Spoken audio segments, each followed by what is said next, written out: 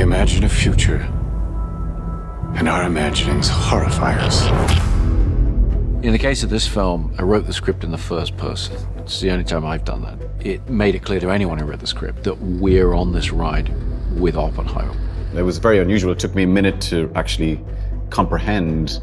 And then I realized, oh, that's a huge responsibility. I don't know if we can be trusted, but I know the Nazis can't.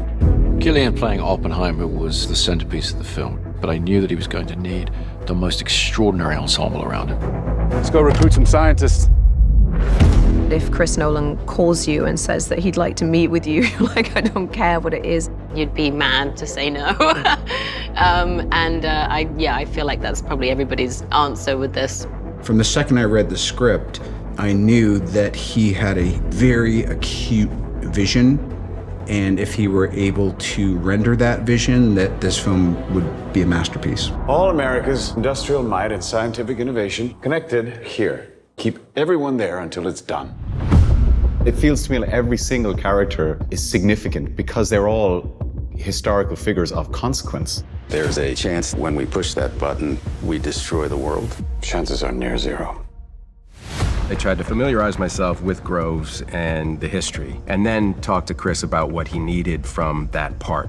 Groves was almost like a kindergarten teacher in some respects because these scientists were so eccentric and not necessarily trustworthy. I mean, if you're looking from a military perspective. Why would we go to the middle of nowhere for who knows how long? Why? How about because this is the most important thing to ever happen in the history of the world? I was aware of who Louis Strauss was. I came to have a pretty even-handed understanding of him. He was a righteous guy. I think he was a great public servant, but he's always behind the scenes. I've always appreciated the people who are backstage. Truman needs to know what's next. What's next? With Kitty Oppenheimer, what I really was drawn to is she refused to conform to the sort of feminine ideal of the time. She had this defiance against the system that felt so modern. Jean Tatlock was blunt, knew what she wants, but at no point is she ever punished for that, and especially not by Oppenheimer. Theory will take you only so far. Oppenheimer sees things in sort of different dimensions.